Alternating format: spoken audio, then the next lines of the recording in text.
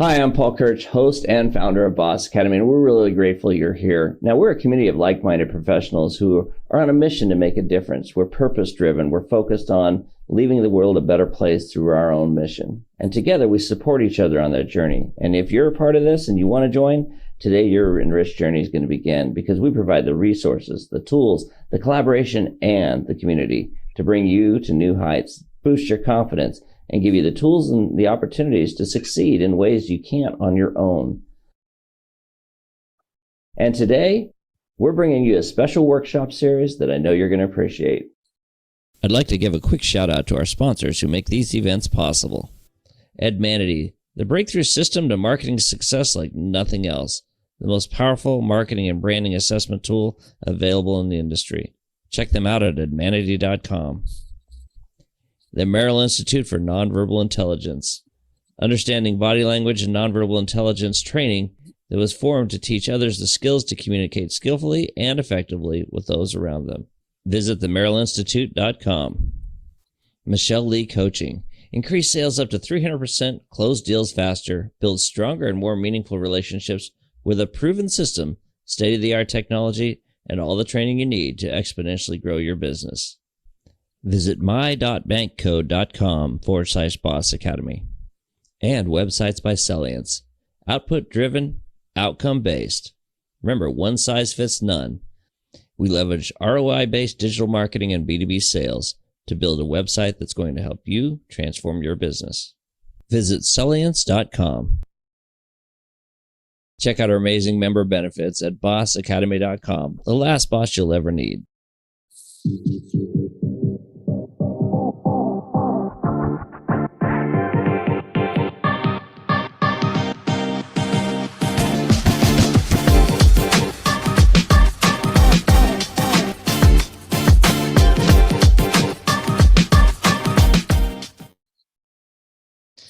Right. Well, hey, guys, I'm really grateful you're here. We've got a small group today, so it's going to be hopefully extremely interactive.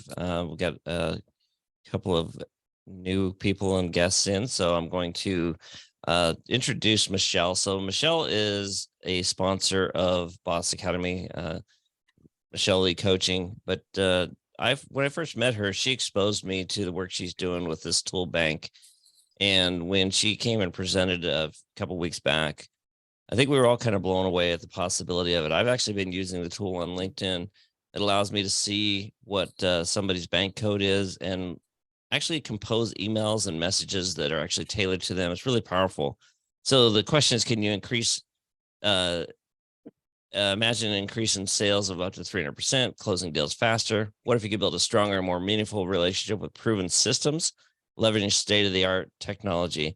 And that's exactly what B.A.N.K is. It's a simple, personality-based system that shows you how to pinpoint and appeal to anyone's personality in less than 90 seconds. So get the universal formula to communicate effectively with anyone, anytime.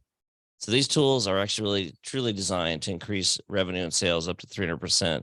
So Michelle, I want to turn this over to you, and I just want to thank you for taking out time to do this. And I'm excited to see you take us through this deep dive today. So thank you.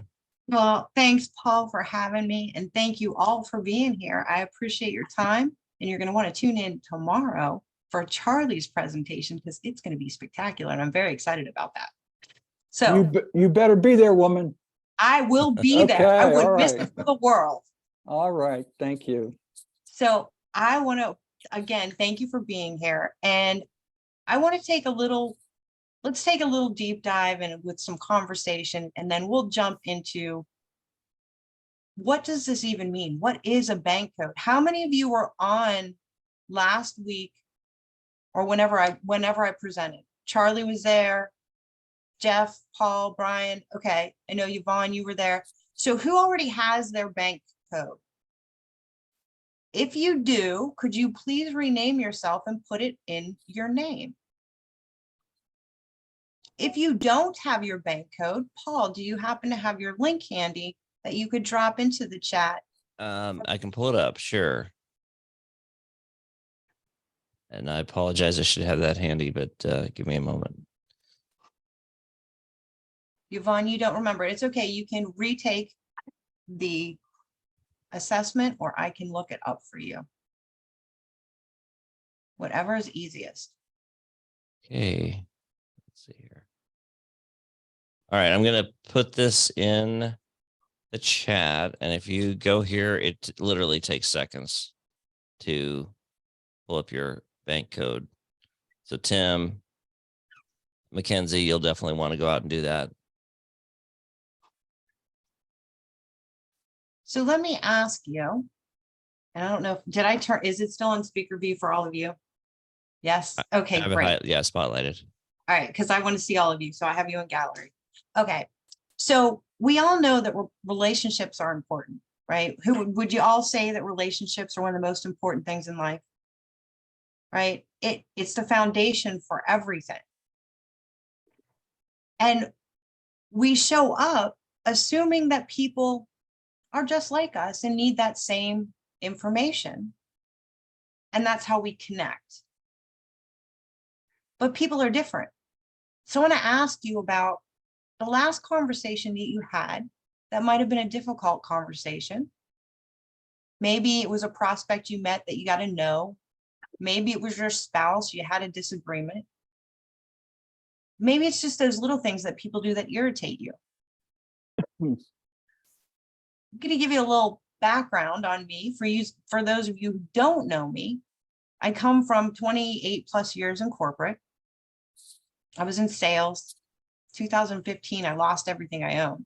Prior to that, I had been through 2 very bad divorces. I grew up in a family where I never had a voice. I wasn't seen, I wasn't heard, I was certainly not understood. And I was lost because I felt like I was broken. Any of you ever felt like people weren't hearing you or weren't paying attention to you, or you just didn't get your point across? And it can be very frustrating to have that conversation when the other person on the other end isn't receiving what you're saying.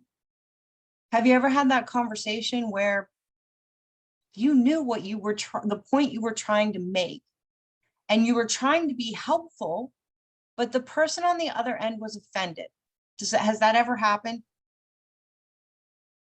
And you were like, I don't understand. What just went wrong? I was just trying to help you. When I was trying to grow my business, I had 12 employees. And I can remember being so frustrated. And there were times that I came into the office and I said, I don't even know how Joe made it to work today. Have you ever had that frustration? You'd be like, I really, no, seriously, how he gets dressed in the morning, clueless to me, right? It wasn't Joe. It was me. Joe was speaking a different language than I was. And until I realized that, I spent a lot of time being frustrated, a lot of wasted time trying to have a conversation. I had a lot of times with my own family that I didn't even have a relationship with them because I didn't understand them, and they certainly didn't understand me. When you look at the sales process, it is tough enough in sales. Paul, you did a wonderful post yesterday about how many people follow up. So I'm going to show you a little graph here. We're kind of going to jump around a little bit. Bear with me. I'll share at the end why. So, and let me get to my screen first before I give you all seizures by flashing these screens.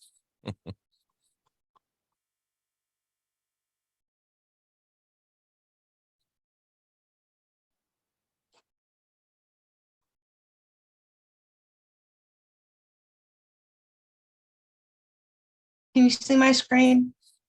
Yes. Thank you. Okay, so if you look at this screen, 2% of sales are made on the first contact. 3% of sales are made on the second, 5% on the third, 10% are made on the fourth, and 80% of sales are made on the 5th or the 12th contact. Now, how many of you would say your one call closes? Anybody? Okay. I had 2 clients said they were one call closes. They were one call close. I said, okay, how many are you closing? Well, not many. I said, okay, tell me more. That's fascinating to me. The company that she worked for, oddly enough, that's what they drilled into their head. Once I saw the codes of the people that were her boss and managers, and I saw her code, everything made sense. So let's dive into those codes and see what they mean. And then I'm going to come back to that because a lot of people are left out in the closing process, whether they're a first call close or whether they say, no, I touch them 13 times before I try to close them and build relationships with people because they're all leaving sales on the table.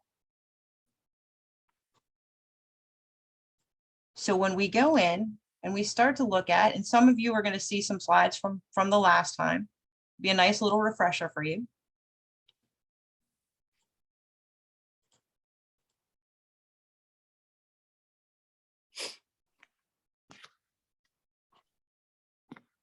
So if we start to look at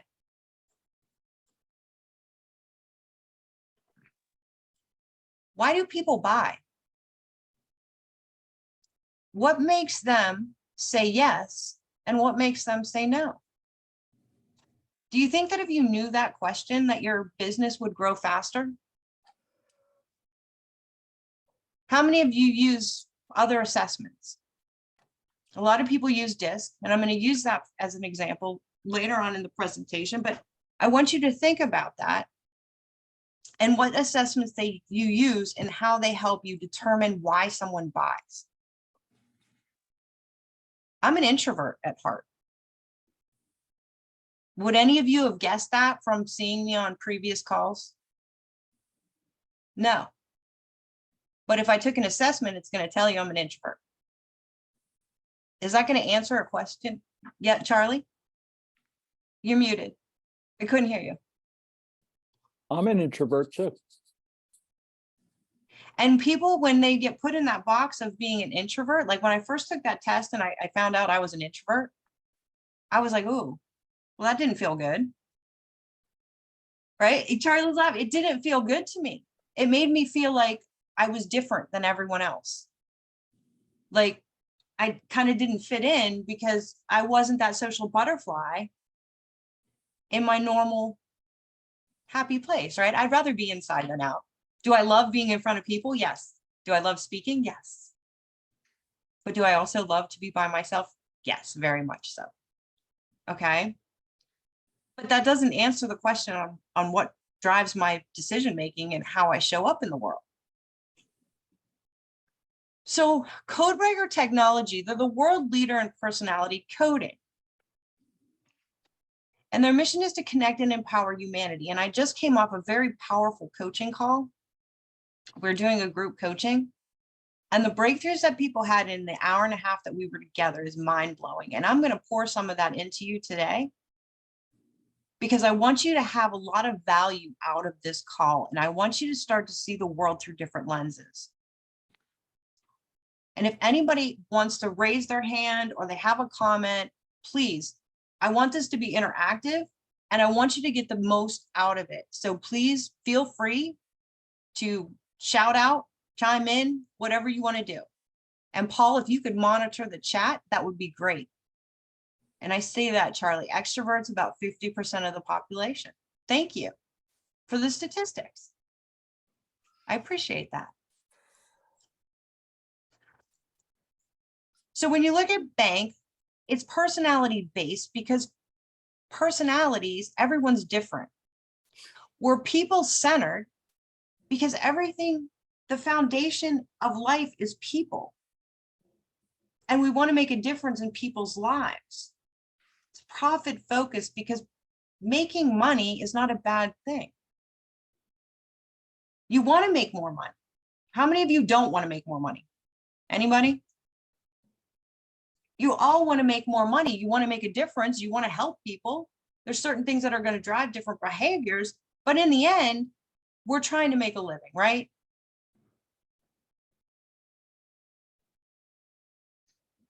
And we're purpose driven because understanding people is going to give you the ability to help them more. It's going to give you the ability to build stronger relationships and have a foundation for your entire life. So, bank has the power to transform your revenue and your relationships. All comes down to relationships. And we want to unlock the secret to the ultra high performer in each and every one of you. Some people ask me, hey, is there a specific code that's better at sales than others? Everyone can be a great salesperson. Do you think that sales is an art or a science? Anybody? It's both. It's both. Absolutely. It's only an art if you learn the science, right? Okay, so Paul talked about it, increasing your sales up to 300%. How many of you think that that's possible? Yes? How many of you are skeptical and you're like, yeah, I've heard that before? Anybody? Right? Well, I'm going to show you how that is possible. And I know this is, again, some of you who are on the other call, you've heard this before, but again, a good refresher, and I always change it up a bit. Okay. So when you go into a conversation with someone and you're speaking English, now let's just use your spouse, your wife, your husband, and you're speaking English.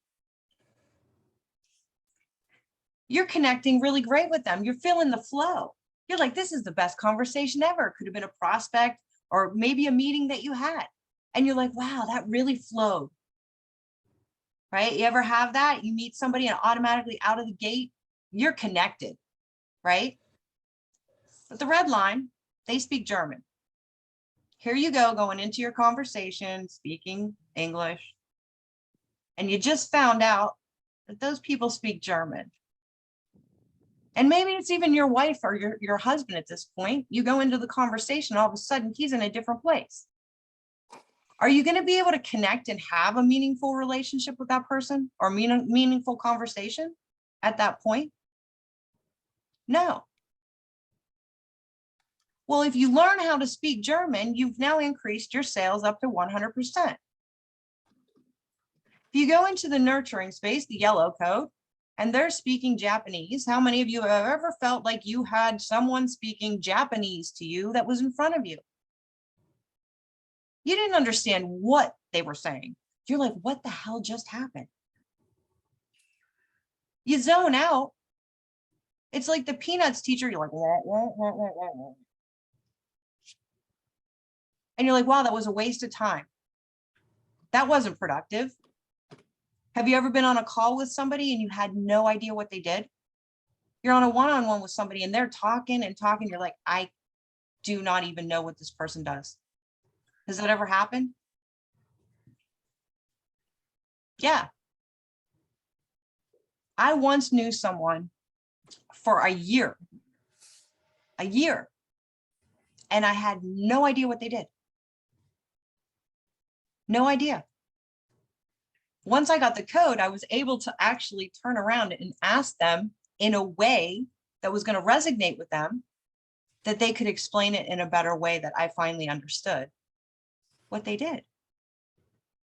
But before I knew this, I couldn't ask the right questions to even understand them. Does that make sense? And now you see the Ks. Again, if they're speaking a different language, you're not going to connect with them. 67% of people miss quota. 87% are not adequately prepared. How do you prepare for your meetings? Do you research that person?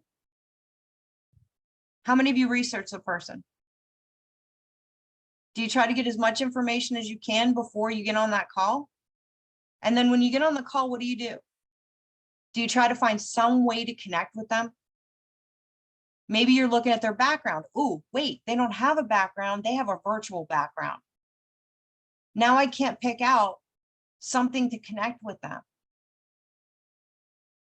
But we're all looking for that connection and how we can do that. Some people hate virtual backgrounds. Did you know that? There's a certain personality code that they look at a virtual background and they're like,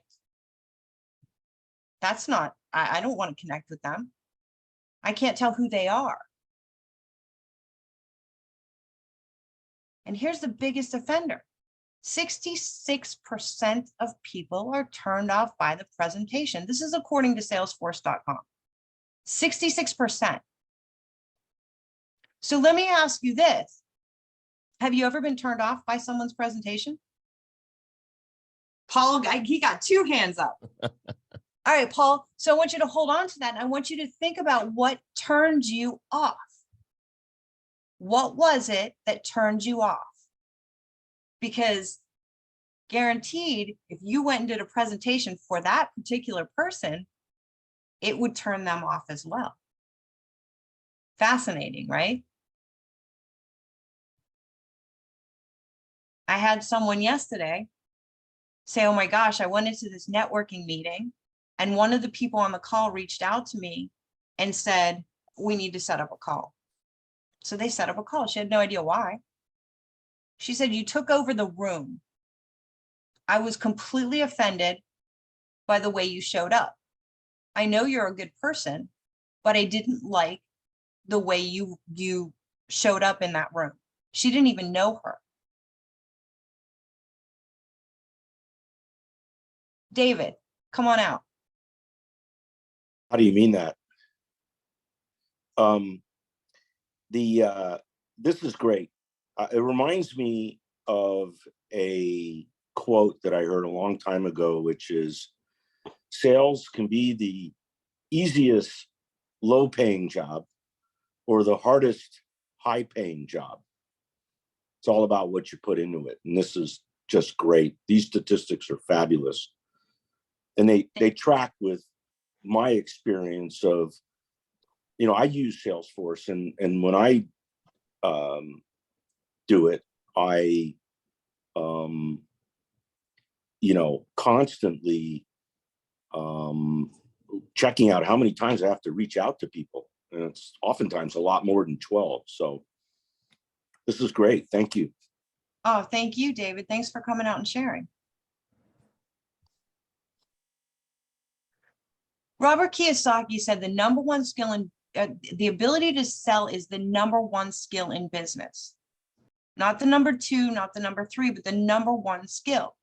Do you know that one time he was being interviewed and someone made a rude comment about his writing skills?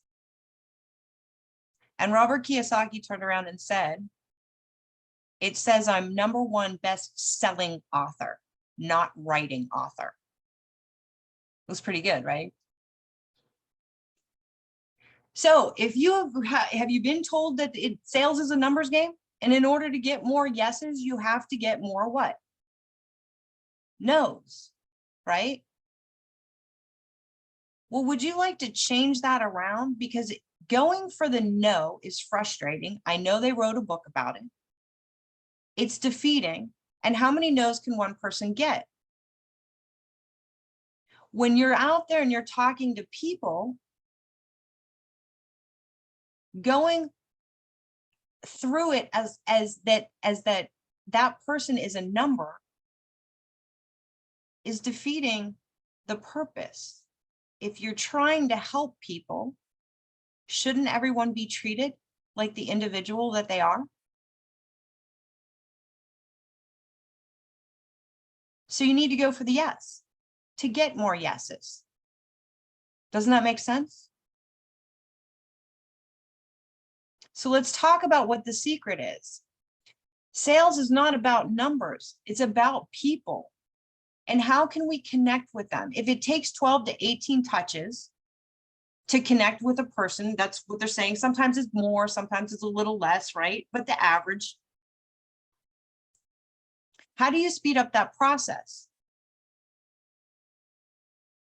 So let me ask you, have you ever met a person and closed automatically? You just got on the call and it was the easiest sale you ever made. Anybody? And you were like, that was the easy button. Oh my gosh, why can't they all be like that?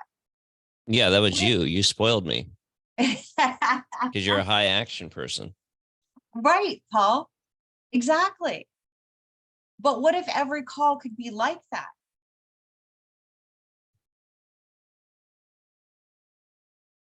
Wouldn't that change things? Even if you weren't just selling to them, but even if every call you got off of, you were like, wow, that person was amazing. Yes, we're completely different, but I learned so much from them. Wouldn't that kind of change things? Don't you think they'd connect you to more people? That you'd build stronger relationships with them? People that I would have never, ever had conversations with are the people that I am closest to who I've learned so much from. But I had on foggy lenses. Once I cleared the lens and looked at the person for who they are and not what I thought they were, it shifted.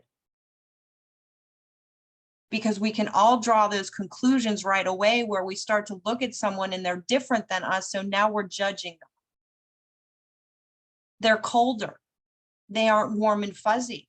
They didn't make me feel love. They had a bad tone. Maybe it was the words they used. Can you start to think of conversations where somebody triggered you just by something they said or how they showed up? Anybody?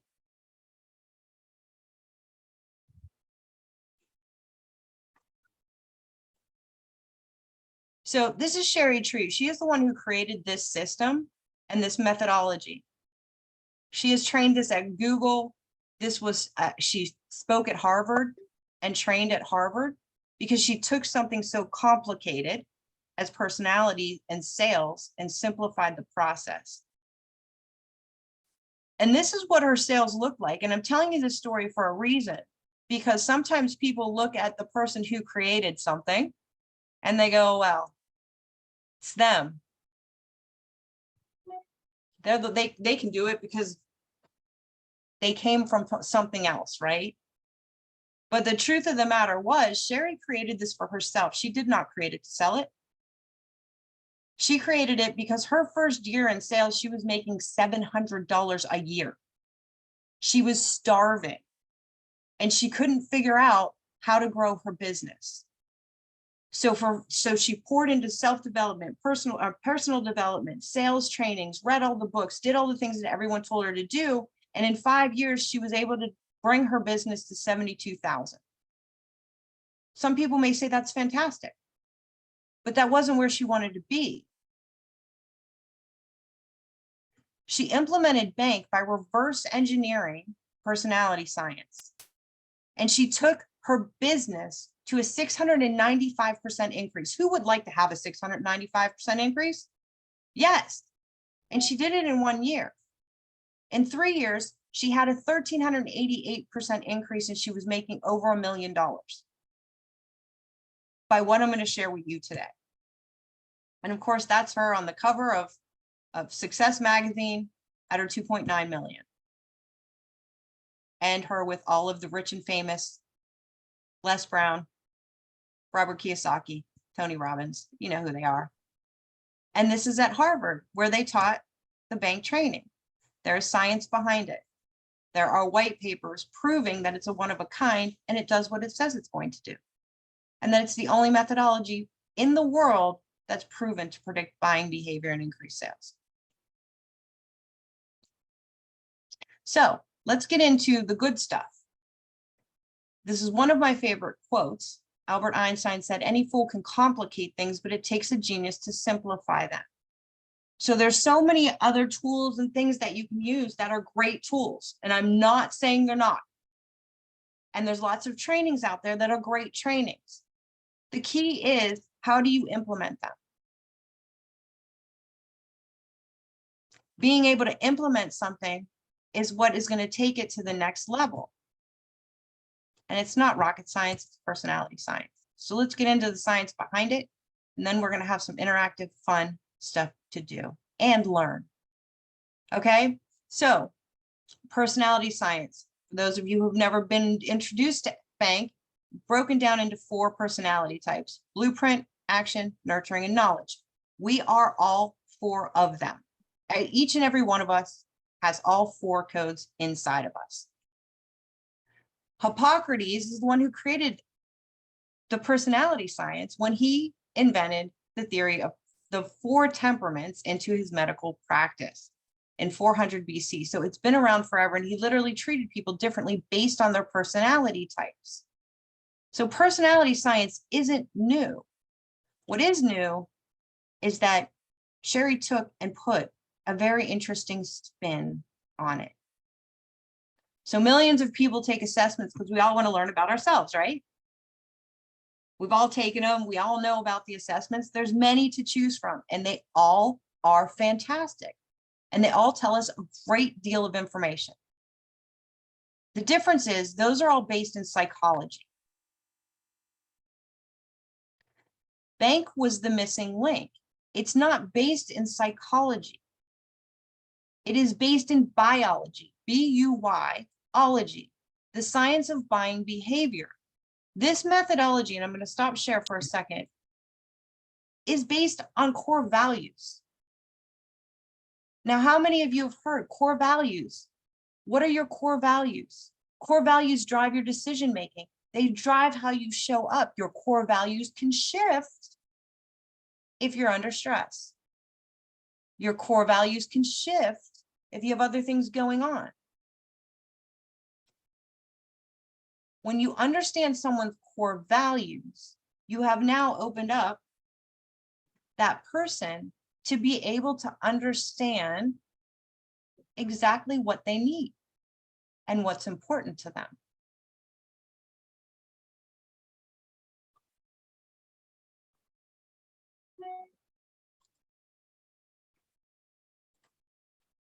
So let's go into cracking the code and understanding what that means.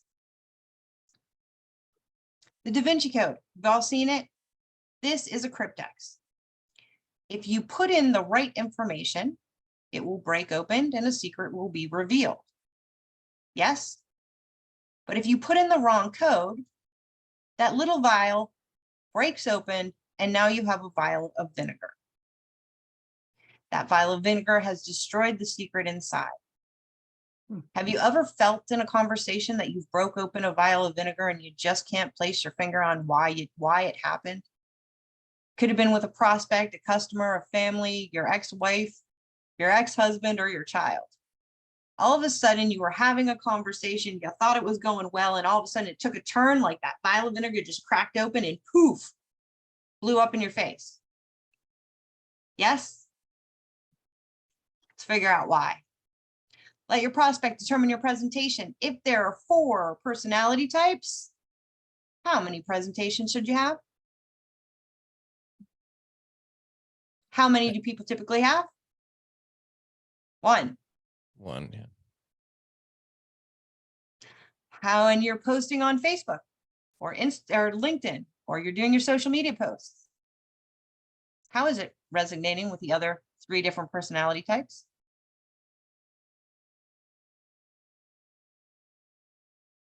Are you pushing out a ton of information and flooding them with facts and data and figures?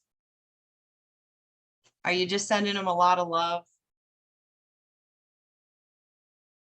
Are you jumping at them like an action, just getting to the point? Or are you doing a step-by-step process?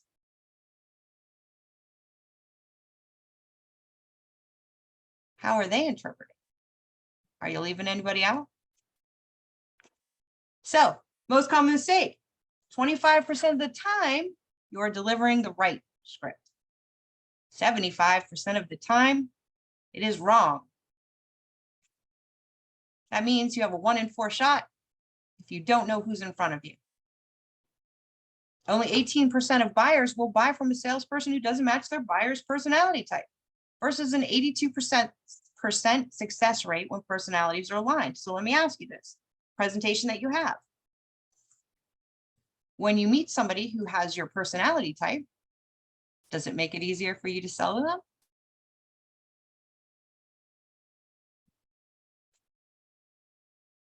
So let's talk about the system. You have your blueprint. Your blueprint is colder to approach. They are inside the box. Their values. Stability. They want to know that you're stable. They want to know your company is stable. They want structure. They have systems for everything and processes. They do not like change.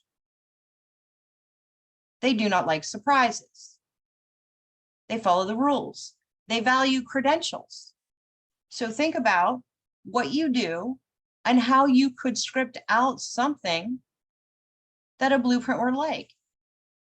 And is it okay if I call on some of you to come out and play?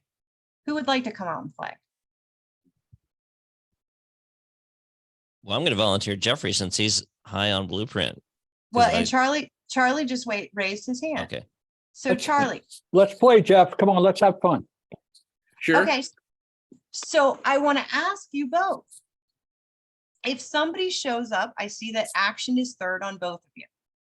So if somebody shows up and they're very unpredictable, unorganized, they talk extremely fast, might even seem like they're talking in circles. Is this someone you would want to hang out with? No, no. But I have an unfair advantage because I'm retired from career in law enforcement. So it seems like everybody I dealt with talks in circles and runs around and is somewhat manic. We have a rule in place that says if you're going to meet somebody and they just come out and talk to you, they're pretty stable. If they come to talk to you and they're waving one arm, they're a little iffy. If they run at you waving both arms, you can guarantee 100% of the time you're going to have an issue because there's some kind of a nut. And I want you to pay attention. Did you hear Jeff say rules? They have a rule, right? Mm-hmm. And you said law enforcement. Yep. Structure, system, processes, responsibility. Yeah. Okay. And those are the things you value. That makes you the unique and the unique and special individual that you are. And you have the knowledge to back. Okay.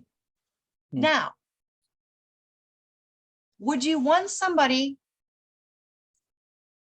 who says, rules are meant to be broken?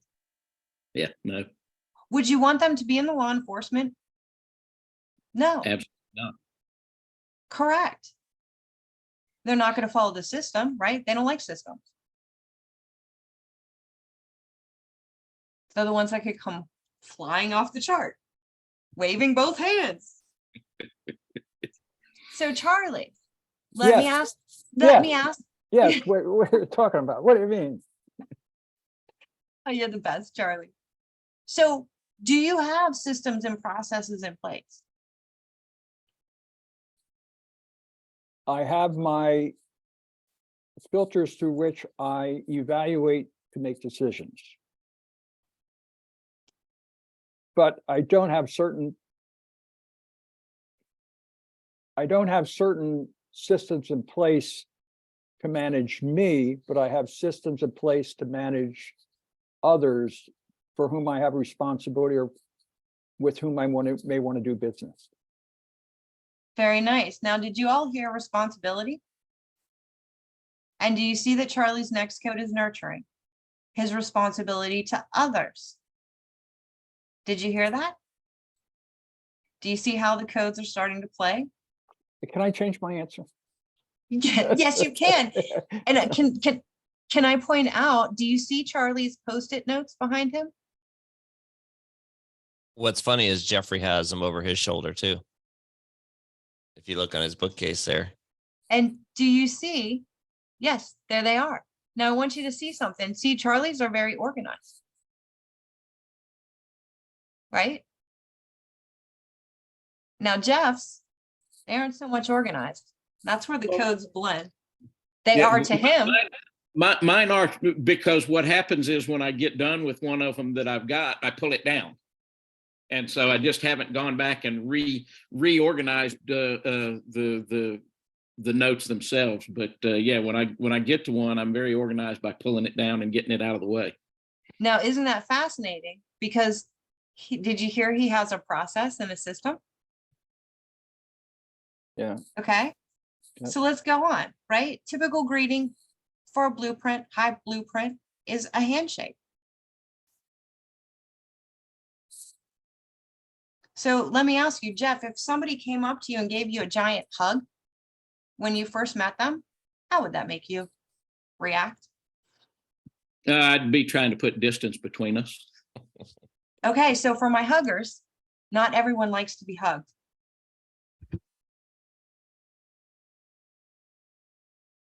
Such a bummer. I know. All right, so let's talk about the actions.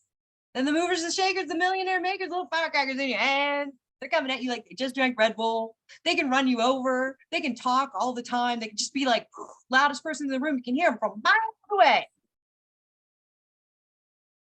Coming to anybody in your life?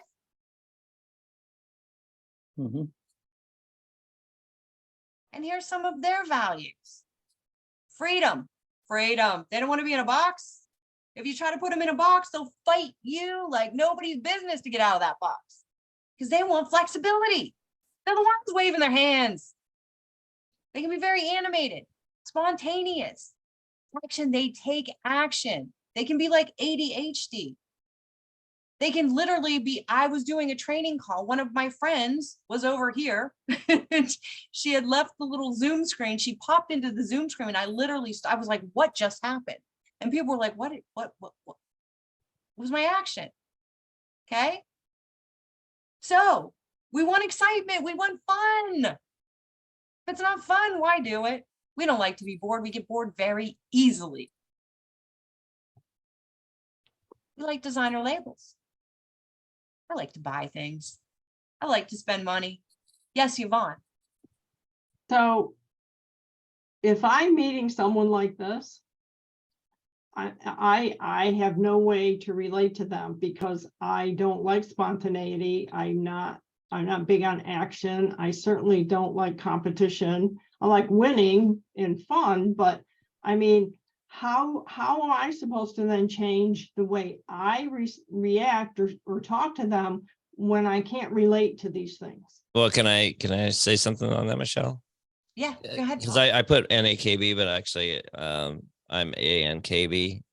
You relate extremely well to Michelle and I. So because there's a mix of these values, we're not just somebody that's an action person is probably not just action. Like depending on when you are talking to Michelle or myself, that nurturing is probably going to come through. Right. So it's not always black and white in that regard. So Paul, that's why that full bank code matters. So Yvonne, Paul and my nurturing are almost as high as our action. So our nurturing, we meet you where you are. You're in that high nurturing space. So we meet you where you are. And we don't come at you like that high voltage, high action. It's understanding not that I'm changing the person I am. I'm the exact same person. I'm just speaking a different language so that we can communicate effectively. Does that make sense? So when that high action, go ahead. Yeah, well, it does, but it doesn't. Because I mean, I really love this program. I don't like any of the other assessment tools that I've ever used. But I would probably, if I had someone contact me that was high and I was using the tool and I found they were high in these certain things that I'm not, I might just not talk to them. So, and Yvonne, you bring up a great point, and that's not wrong. It's not wrong. It is what it is. So you may find that there's certain codes that you just don't want to deal with because they drive you nuts. And you'll find out it's your last positions, right? Yeah, right. So, I mean, So I usually approach things from the perspective of listening to the other person. I try to hear what you're teaching us here and what they tell me.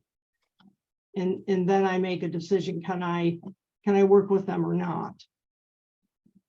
So, and what's interesting is Tom is A.K. and B. Yeah. Opposites attract and they also attack. So when you look at those codes, it's a guideline. Okay, it's a guideline Mhm. and a foundation of where that person's most happiest. Let me So- say something to that too, because I am easily irritated by people that are super hyperactive, super, they're high energy, and I'm not there. Even though I'm high A, high N, it drives me crazy to be in that setting with somebody who's seems like they're all over the place, or like an Energizer bunny rabbit. Because if I'm not there in that mindset, I'm not with them. So I think we all have that struggle when we run across somebody that like that, Yvonne. But at the end of the day, because you're a high knowledge person, high nurturing, high knowledge, you listen, you take that information, and you seem to adapt extremely well. Well, and Yvonne, when you look at that assessment, you're like, well, if I see that high A is there and I may not meet with them. Well, that logic for your K, because you value logic, you're like, does it make sense? Does it make sense to meet with them if they're going to show up in a way that's going to, I'm not going to want to work with them? Yeah, I think, I generally meet with just about anybody, but understanding ahead of time what I'm going into would be extremely helpful, because it saves me a lot of anxiety trying to figure out, where's this conversation going. But yeah, I was just thinking that I don't, and I assume other people would feel this way, I don't want to change who I am just because I'm talking to a prospect, because in the end, that doesn't make for a good relationship and we're not going to achieve anything. So that's what I want to stress. It's not changing the person you are. So if you look at these as, and I should have my glasses, but I don't have them. So I have colored lenses, right? So if you look at the colored lenses and you're all for position, when you meet with somebody and you know that they're high action, now you have the knowledge to speak to them in a language that's not going to cause conflict or confusion or turn each other off. Because if you learn to meet them where they are, now you're able to say, you know what? I know this person is high action and also high knowledge. So I'm going to put these two lenses on. I'm going to speak German and French because that's the language they speak. So now I'm going to be prepared for my meeting where I can say, okay, here's my presentation. It's going to be bullet points and facts. I'm going to skip the small talk and building that emotional connection because they aren't wired that way. And this language is going to shut them down. Yep. Does that make sense? Still be true to yourself and relate to people on terms that matter to them. Jeffrey's got a question.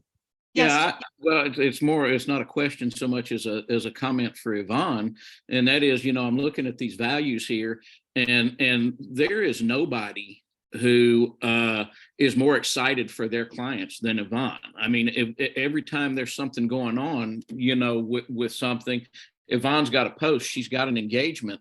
She is attentive to those details.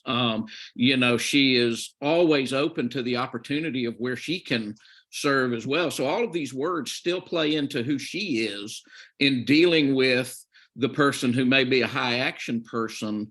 So I would not, think of this as an obstacle, but rather, kind of distilling down which one of these things do I relate to the most that I can, engage with this person. Well, and thank you, Jeff. And that's it, because Yvonne, you care so much. You spotlight people, you put them on the red carpet. That's action. Actions love that. They love to be highlighted. They love to be on the red carpet. They love the VIP treatment.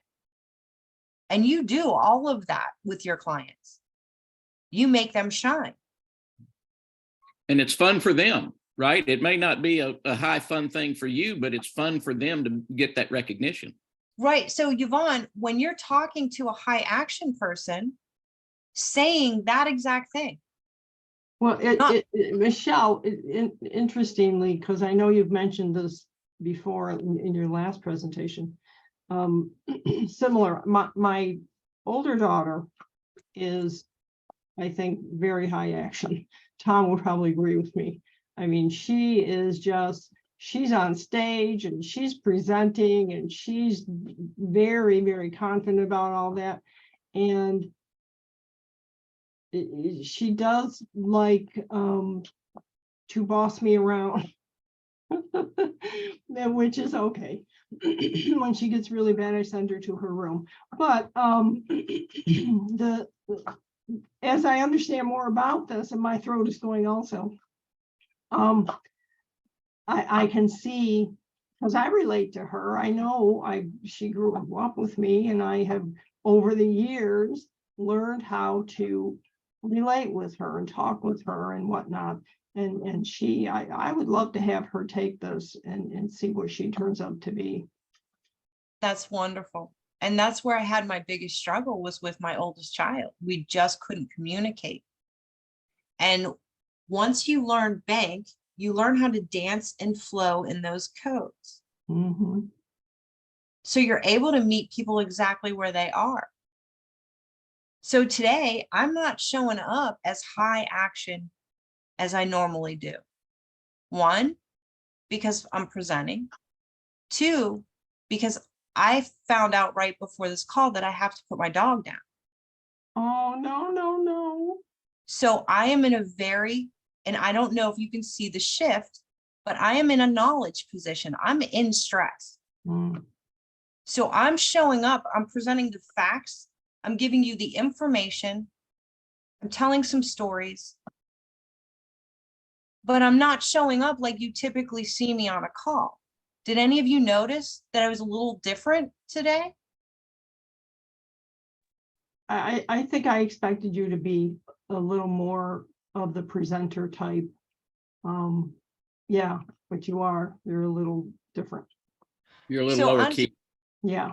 So and thank you, Jeff. Yes, but understanding that, if you saw me show up that way, now all of a sudden you see that I've shifted. My body shifted, my body language. I'm not as animated as normal.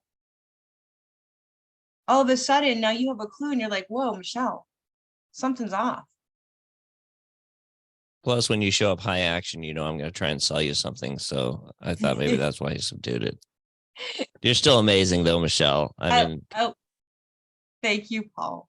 But understanding those different places that people are at and what language and where you need to meet them, it gives everybody that ability to be seen, heard, and understood. And it gives everybody the ability to win. Can I say something too? And I don't want to get derailed here. I want you to get back on track, because when you look at the whole picture, Yvonne, I think it's going to make a lot of sense in the end. But if you think about action people, well, it's not so much that you have to change to adapt to them, but this is an opportunity to invite them. Let's go. Let's get started. Let's move forward here. With your daughter, hey, I want to talk to you. Let's go to the mall and sit down and talk. So you're moving. You're not necessarily waiting. You're not, trying to bombard them with a bunch of facts. So when you look at the whole picture, the whole code, it's really telling what you can gain from this. But that's the thing that stands out to me when I think about people that are action oriented. Yeah, Let's move. I just wanted to kind of get it out there that as Tom wrote in one of his comments, I am a very good judge of who I cannot work with. And if we're having a meeting and discussing writing a book, and halfway through, my little spidey sense says, this is not a client for me. Tom and I will discuss it afterwards, and he'll go through all of the reasons we could or should work with the person. He's bringing in the knowledge and all of that. And I'm sitting there going, nope, there's no way that we're working with this person. This is not going to be a client for us. So Tom's looking at the opportunity and he's analyzing all the reasons that you should, Yes. Mhm. right? Action knowledge. Yeah. All right, let's move on to the next two because I want to keep this conversation going. Typical greeting, high five, head nod, right? They're full of fun, nurturing. Let's talk about the ones who love more than anything. These are the things that they value, but they value this above all else. So they can turn into people pleasers. They can say yes, and then they can go into regret. Why did I do that? Right? They really want, I see you, Paul, right? You say yes, and you say yes, and you say yes, because you want everybody to like you. And then that one little thing will trigger you, and you're like, no one appreciates me. All I do for everybody. It's like the straw that broke the camel's back, right? It could be something as simple as you walk home and there's dishes in the sink instead of in the dishwasher, and you're like, Yeah, no, I mean, that was my December. I felt like I had built up a lot of resentment because I felt like I was serving and giving and not necessarily seeing much in return. And you're 100% right. Hey, Paul, how long does it take bamboo to grow 90 feet? I believe that it's 5 years. There you go. So you already know the answer, dude. Yeah, I'm far from 90 feet. well, In a great irony, during December, I turned into a nurturer because Paul and I had a lot of conversations about, a lot of these frustrations and things. And He's a good snuggler. I am. But you know what? It's good to have that's the value again of doing things like this, is that it is a space where we can support each other and really recognize what somebody else needs and how we can help them. It's not just about selling to clients. It's about supporting each other as well. And so thanks, Paul, for bringing out the nurturer in me, buddy. You But betcha. Jeffrey, yes, you are very nurturing. I am still just so thankful for the help that you gave me, and you went out of your way when I needed you. That was just beyond what was necessary, and I can't thank you enough. Yvonne, you didn't hear him yelling at his wife for coming out of the bedroom when she was sick. Hey, Yvonne, Yes. what would make Paul very happy is if we recruited more people to Boss. Yes, and Of course. Let's put it in the I've back of introduced a couple people to Boss. There you Yep. Yes, go. you have. You got to put it in the back of every one of our minds. Oh, yeah. that'll Oh, make- that wasn't my point, but I appreciate that.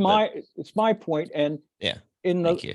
the go-giver world, Paul, just accept us trying to be nice to you. Just say thank you. Thank you, Charlie. Love you, Thank you. man. But again, Yeah. to everything we're saying here High and what five. Michelle's talking about, it needs to be the right people. I mean, I meet people that I think might, but then again, I'm saying to myself, are they a good fit? Are they going to be the kind of people like we already have at Boss Academy? But no, that's always in the back of my mind.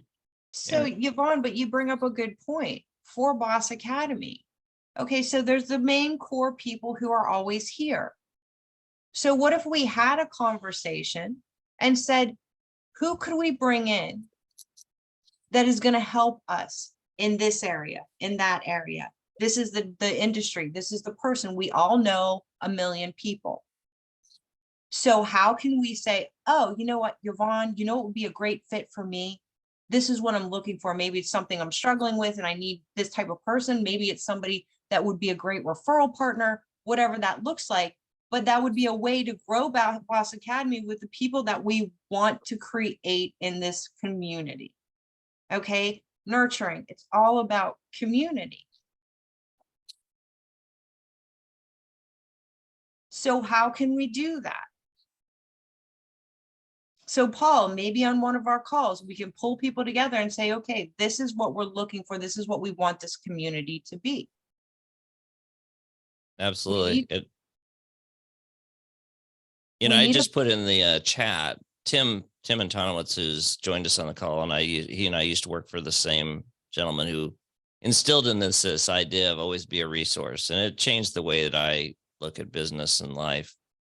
I've done so much to help people that are, clients, not, help them find jobs, help them find resources. And I think as we're talking to people, I'm always thinking, how can I help this person? So that go-giver model that Charlie talks about isn't just about giving something to somebody. It's about being that resource for them.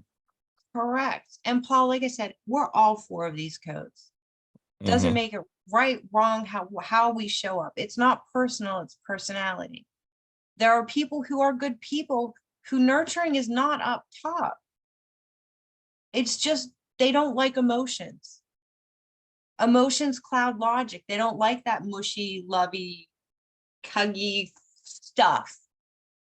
Doesn't mean they're not a good person. It doesn't mean that they don't love. They love in a different way. But we need to accept how everybody loves. An action is going to love different than a nurturing, is different than a blueprint, different than a knowledge. This is really interesting to me, because as I'm sitting here and I'm listening to this, and I'm actually looking at the different values within each category, and my thought processes, and I appreciate, Yvonne and Charlie both talking about how much nurturing I do, but the nurturing for me is actually a result of the fact that I have the blueprint, I have the structure and the processes, the knowledge, the research and all of the skill set that I learned ahead of time, so that when I take the action, it results in the nurturing, because I'm not a nurturing person really at all. And I've taken other assessments where I am almost totally devoid of empathy, not sympathy. I hate that other people go through things, but empathy, involves you taking on some of the burden of the problem that other people have. And in a career in law enforcement, I never took on anybody else's burden, so to speak. What I did was I took all of the skill set that I have, all of the information, and then I took action that results in these nurturing things. And so while I appreciate that Charlie and Yvonne think I'm a nurturing person, I'm really not, but I know that about myself, that it's just a result of what I am strong in the other things. It's not what you think, dude. It's the impact you have on other people. Say to them, am I an N or not? And they'll tell you're an N. But Charlie, so I love the way that I love the way you described that, because you literally heard him go through each of those codes. That's right. Okay. And did you hear, because he was in law enforcement, when things got stressed, right? You had your plan, you had your knowledge, and you jumped into action. Action is your third position. That's typically how you show up under stress. You reacted quickly, and that's why you were so good at what you did. You had to put emotions on the side. Emotions would cloud logic. Well, and in doing that, having most of the time, the action that I had to take had nothing to do with how anybody else felt about that. It's what is best. What's the best course of action? And absolutely. I know you're going to get there, Michelle, but I mean, you think about what you just said, Jeffrey, and what everyone, the conversation Yvonne had about action is not that you necessarily have to show up differently. Like Jeffrey, you could make somebody feel nurtured and not be nurturing, but because you're using your blueprint and your action, you are doing those things that ultimately they make that person feel nurtured. Sure. Beautiful. All right, Michelle. Uh-oh. Did we lose her? Am I here? You're here. Okay, so I'm A.N.K.B. I can tap into blueprint. It just takes me a long time to get there. Right? Same with that nurturing piece, right? Jeff, it's not that it's not there. It's there. It's just not how you would choose to start a conversation having all the love, right? Just like the hug.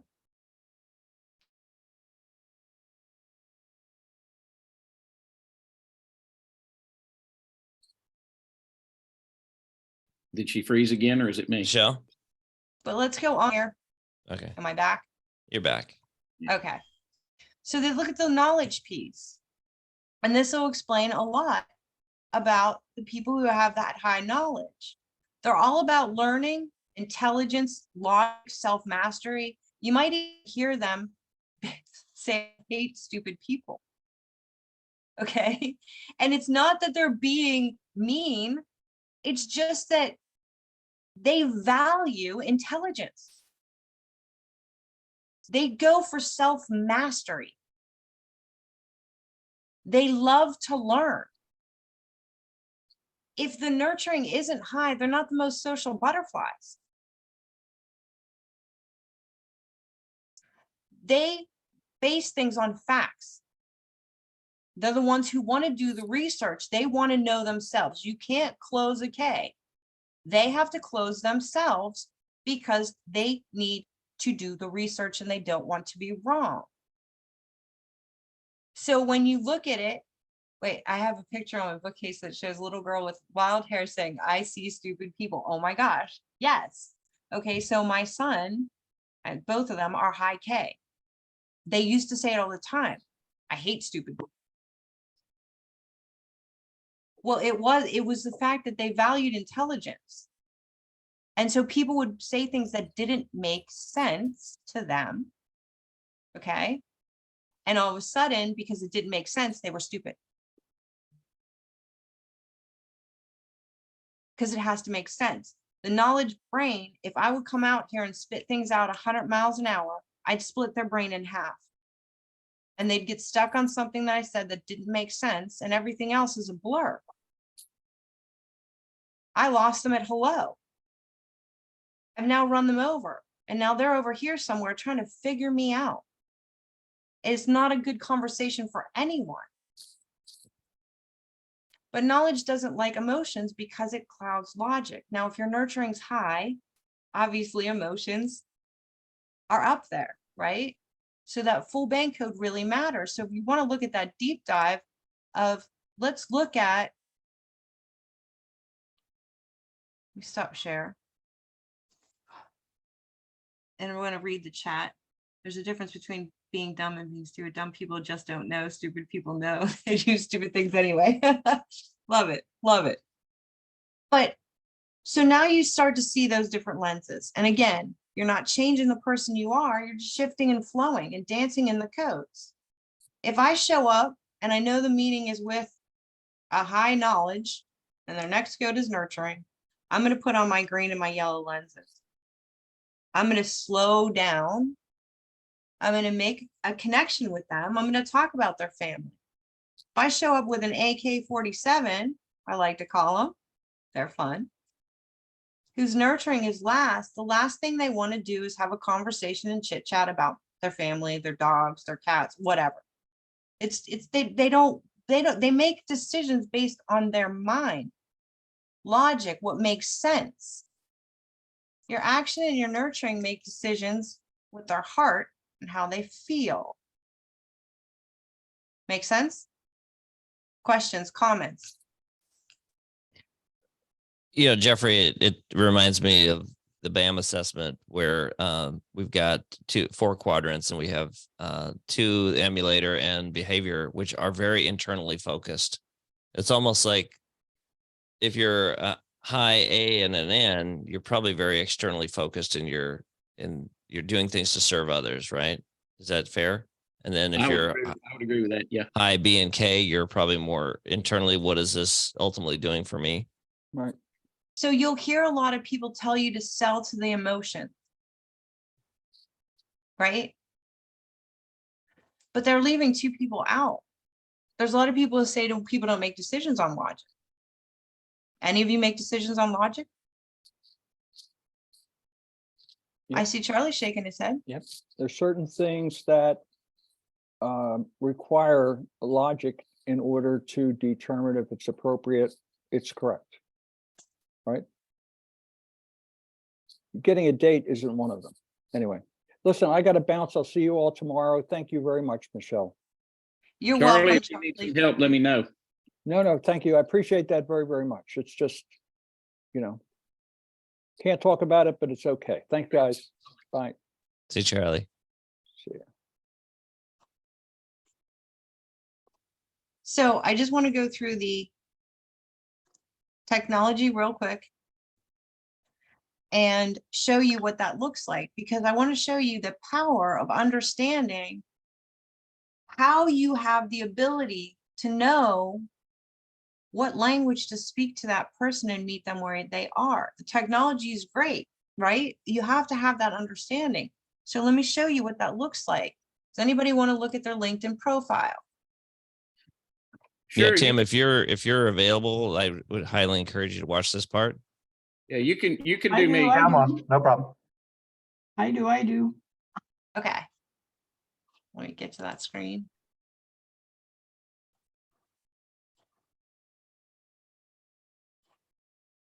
Okay.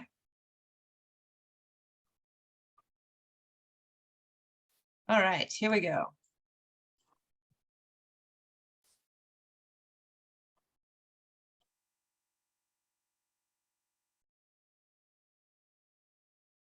So when we look at your profile, which I love the purple, by the way,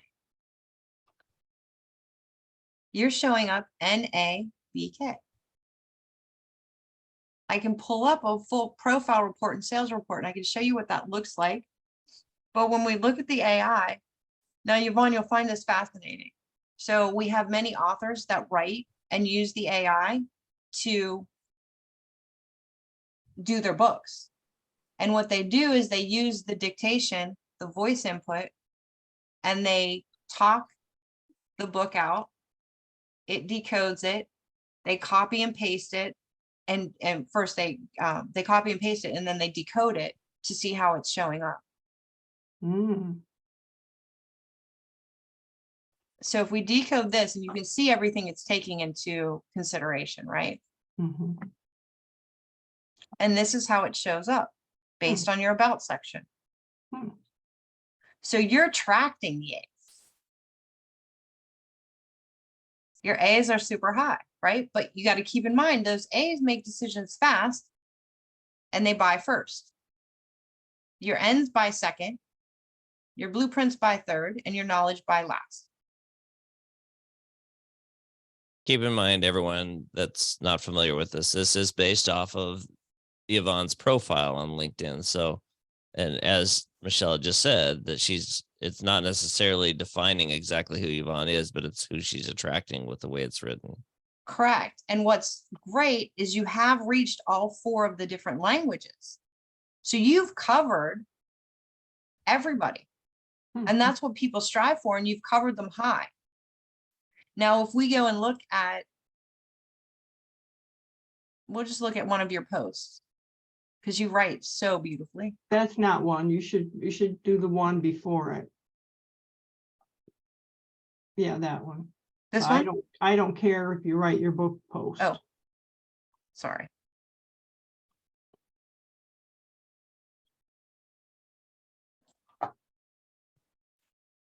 Some days it's a struggle, I tell you. Pushing too many buttons. Okay.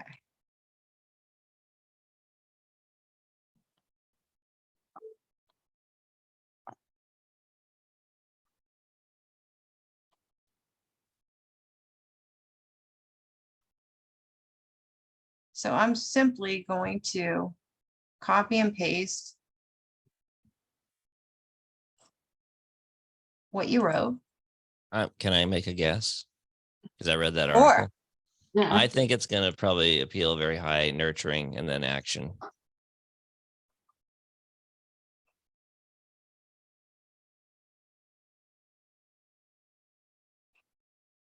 Tom asked why the AI version mismatched, because Tom, it's based off of her profile. And I'll So, show you, yeah.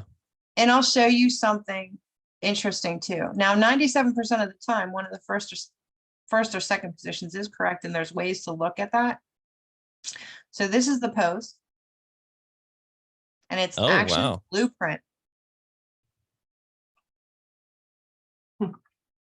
But again, hit all 4 codes very well.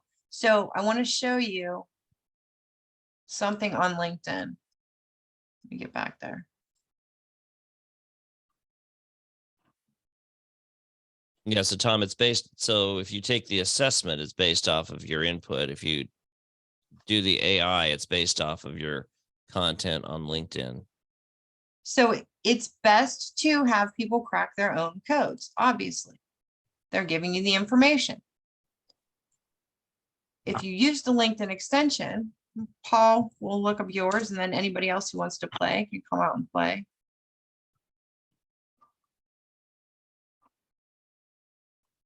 And if we look at Paul's,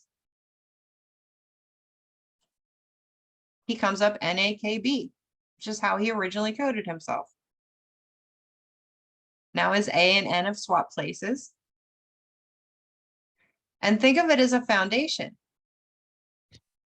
Yeah, and I can kind of speak to why it's changed, because I mentioned that time in December where I was feeling almost a resentment. I felt like I was letting myself get too wrapped up in the nurturing side of how I looked at life. And so I made a massive shift at the beginning of the year. And now when I take it, it's A.N.K.B. Well, and Paul, I love that you said that, because like I said, you're going to use bank as it's a foundation where somebody's their happiest, right? Yeah. Those, depending on the situation around you, those codes can shift and change. But being able to really understand and communicate to that person, no matter where they show up. If I show up in my K and I'm talking to somebody who knows me and they're like, wow, Michelle's no fun today. Wonder what's wrong with her. Right? They have no idea. But if they understood bank and they were like, wow, Michelle's in her stress code, something must be going on. How can I help her? By giving me the information I need to process and answering questions that I may have will push me back to where I'm comfortable. Does that make sense? Mm-hmm. Yep. So the tools are very powerful when whether you're marketing, whether you're writing a website, whether you're communicating with text messages or emails or commenting on people's LinkedIn, even taking comments that are on LinkedIn and decoding them and saying, oh, look, this is who I am attracting on this particular post. I have someone who did all the analytics for all their LinkedIn posts, and they found the codes that work the best for what they're doing. And they're getting thousands and thousands and thousands of impressions and comments, all because they changed the way they were wording their LinkedIn posts. And they did it trial and error. They used all the different codes. They have it all tracked, graphed, analyzed. Guess what code? Okay. Knowledge. Nice. She's nurturing knowledge. They're both equal. And by the way, this does decipher audio as well. So, if you do a video, you can strip the audio from it, dump it in there, and it'll give you the same feedback. Who are you attracting? Who are you appealing to? Yeah. And once we launch Codebreaker 2.0, it's actually going to do Zoom calls as well and interpret everyone on the call and send a report for each person. Wow. Which is fascinating because you can actually see how you show up. So if I'm not feeling well, if I'm stressed out, like the Zoom was analyzing me, so I'd see how I showed up on calls. And I'd look at it and I'd be like, oh, wow, that's why it went so horribly wrong. So last night, my boyfriend was in stress. And the conversation we had, if I wouldn't have known B.A.N.K and known he was in stress, would have went incredibly bad. He went into blueprint knowledge. He was so cold.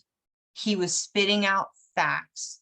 He was telling me what we needed to schedule and plan and do, and giving me all these figures and all the numbers and things. Now, the old me, because we've been together for 14 years, when he would get cold like that, I would get an attitude, and I would also try to be that person that was trying to fix everything. Well, what's wrong? Well, what's wrong? Tell me what's wrong. Obviously, something's wrong. So that nurturing piece can be that person who thinks they're helping and they're trying to get into the emotions. When you're dealing with a K, that's impossible. So on the coaching call, and real quick, I just want to go into this. I know we only have 5 minutes left, but Jeff, I know you'll appreciate this. So on the coaching call, we have a lot of people in police officers that use B.A.N.K, and they use it to speed code people when they're in a terrible situation, right? So they've done a lot of research, and they found that a lot of the shooters, when they go in, are high knowledge. And the people that are trying to talk them down, some of the things that someone would say is, think about what this is doing to your family. You're hurting the people you love. Well, someone who's high K, and in their high K, is not caring about emotions or family. Then you have somebody who's high action trying to talk down a K, and they're saying, take this opportunity. You have a choice to make. And the K is getting angrier and angrier because that's not the language he needs to hear. You have that blueprint coming in saying, it's all right, we'll get a plan. You're risking all of these things. You're risking your family. You're risking going to prison. You're risking your freedom. And again, that K, that's not what he needs to come down off that ledge. Hey, Michelle, can you, I know we're getting close to the end here, but Yeah. Tim's on and he's a great sales guy, but I'd love him to see how you can actually compose messages. Even though, like we said, the LinkedIn is probably going to capture their top one, maybe top two. But because it's based off a profile, it may not be perfect. However, you can compose emails and then run them through this, or compose messages, run them through this to see who it's going to Correct. appeal to. So when you look at this, and we'll just do the voice input for now. So we could literally run, if I start the recording, we could literally run anything through here, whether it's a voice message, a text message, an email, a social media post, and it's going to spit out exactly how it's showing up. You want to balance out those codes if you want to have a bigger impact and you want to increase your influence in social media. When it spits out your code, it's going to tell you how balanced that was. When you close off stage, you can do it in a 4-piece close, where you close an action first, nurturing second, blueprint third, and knowledge last. When you do an opening statement, something like, I'm so excited to be here. I want to connect with all of you and build those relationships. I'm going to show you a system and technology that's going to help you grow your business. I just spoke in all 4 codes. They're called sound bites. It's the same thing when you run it through the AI. And you're going to see, if you're meeting with that action person, Yvonne, here's the tips. What do I need to do? Have a sense of urgency. They're going to buy run on the spot. If you pass up the opportunity, they're going to go, oh, well, they'll forget about it. They'll move on to the next thing. Right? They recognize and go after opportunities. You saying you're going to put me on the red carpet, you're going to put a post out there, you're going to make me shine. I'm like, ooh, I want to do that. That's what I want to do. How can I do that? Right? What's going to trigger a yes? What do you want to avoid so you don't tripwire a no? Lack of confidence is a big killer for an action person. And how do you want a power script? What would you need to focus on to increase that action response? And then you write it. You're like, hey, thanks for the awesome.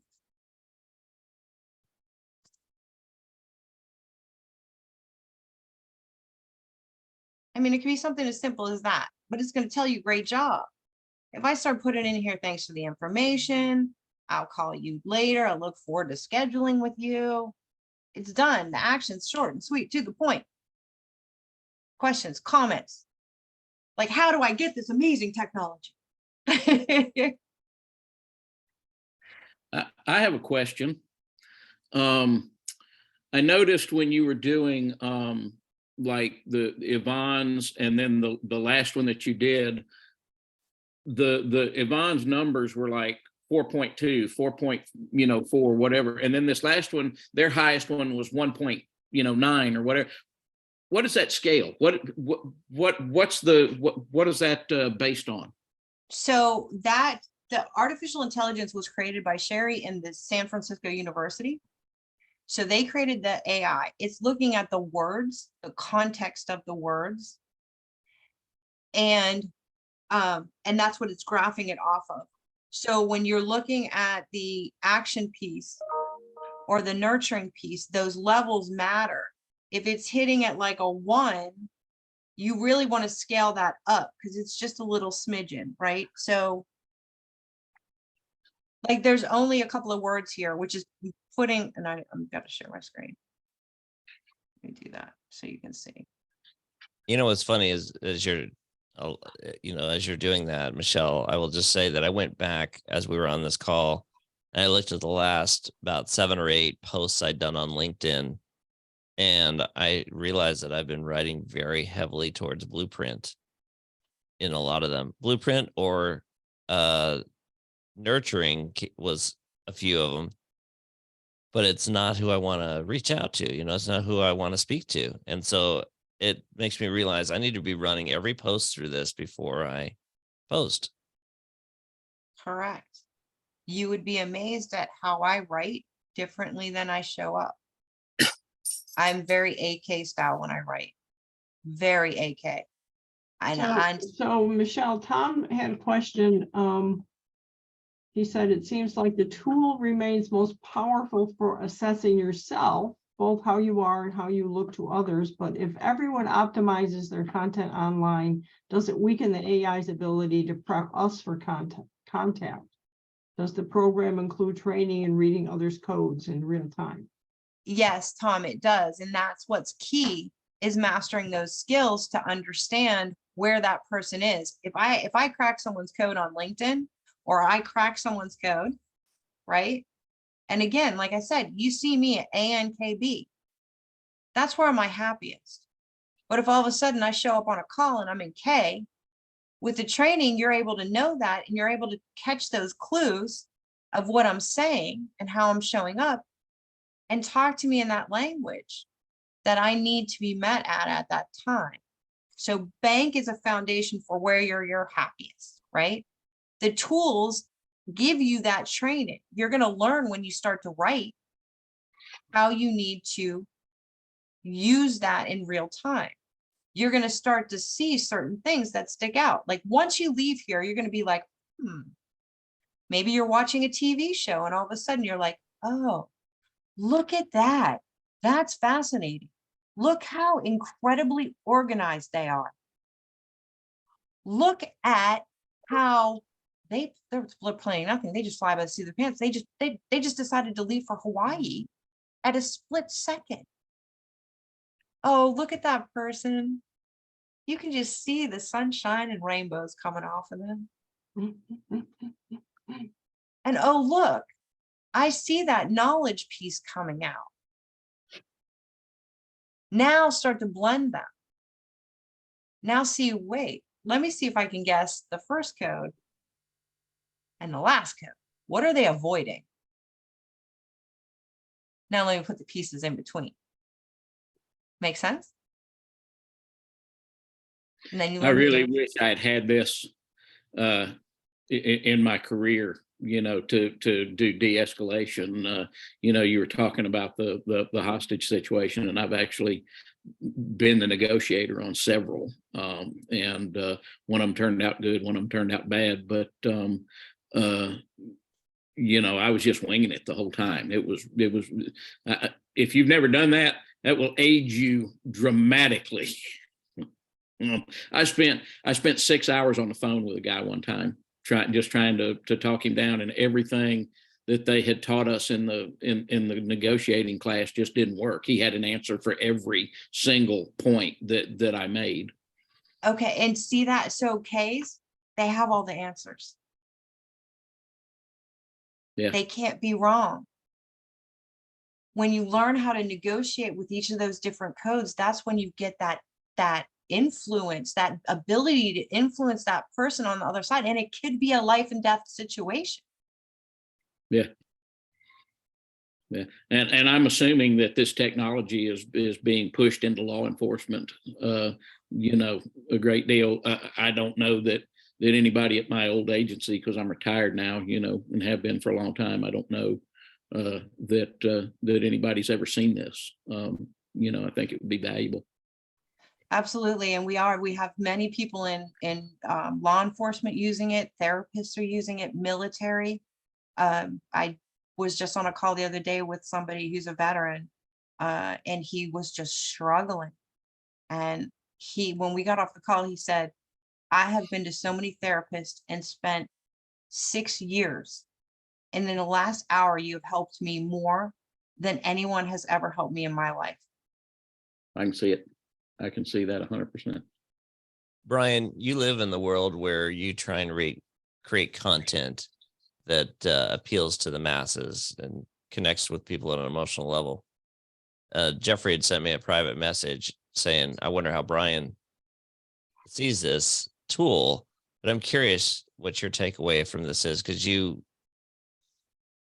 if you'd had this in your early days of copywriting, do you think this would have changed the way you approach things?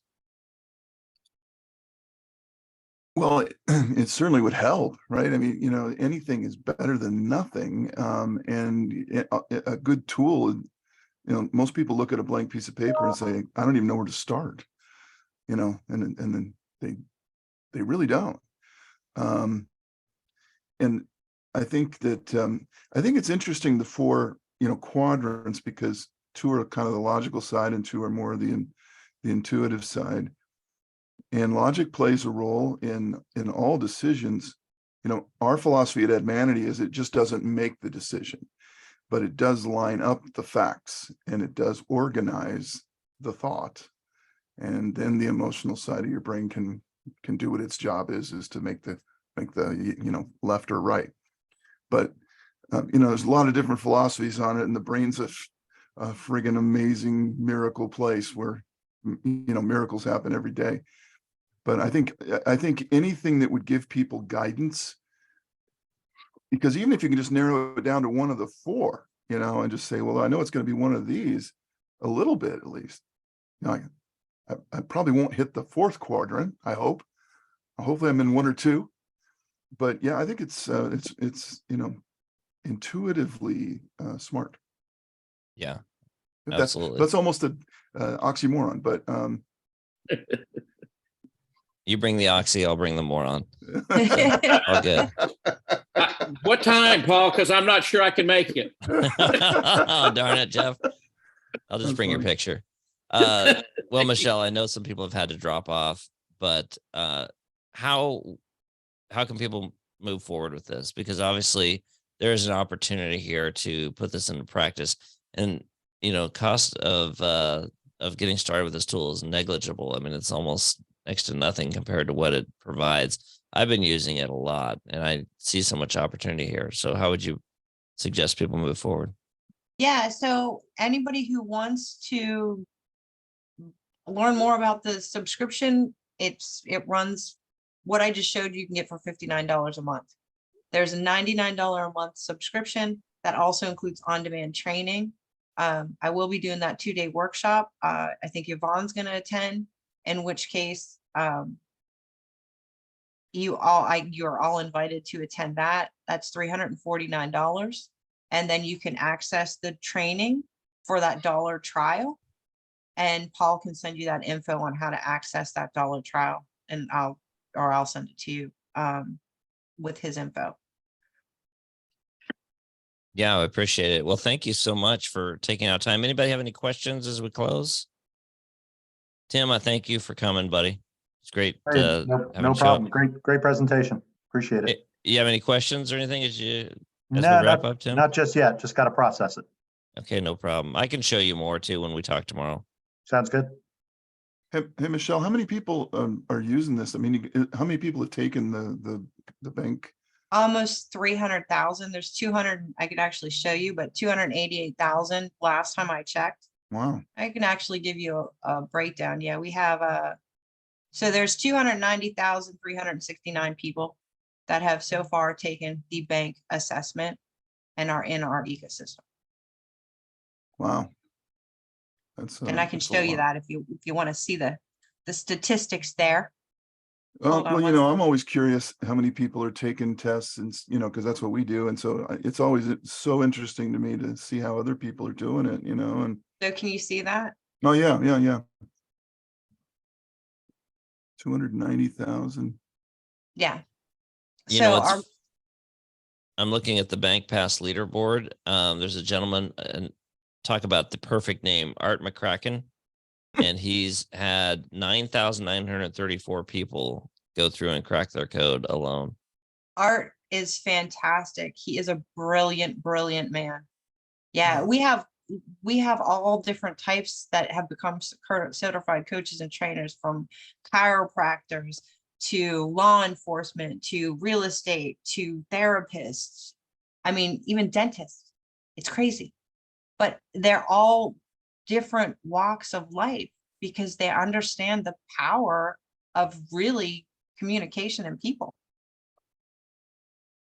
It's amazing. This is really valuable. Thanks, for Michelle, sure. very much. You're welcome. Thank you, all for Michelle. And I'm being sorry here. about your pup too. I know that's Yeah, I been a hate hard that. day. Yeah. Yeah. People Thank that you. don't know you don't know how you're normally on fire during these things, but you still did great job, great content, super impactful. Tom, feel better soon, buddy. Yeah, Tom, feel better.